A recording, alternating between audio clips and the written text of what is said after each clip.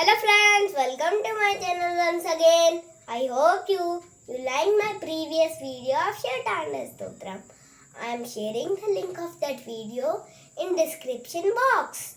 Today I am going to share some facts about our national animal. As you all know that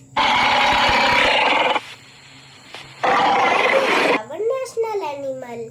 It belongs to cat family. Tiger is the biggest wild animal in the cat family. It is a carnivore, which means it is a flesh-eating animal. Tiger has strong body and strong paws with sharp nails. Generally, it is found in orange color with black strips on it. But white tiger has black strips on white skin.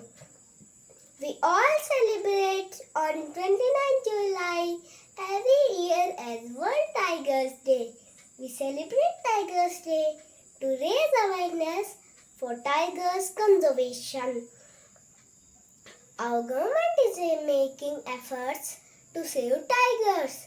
We all must save our tigers. We are proud to have our tigers. Thank you. If you like my video, please like, share and comment and subscribe. Thank you.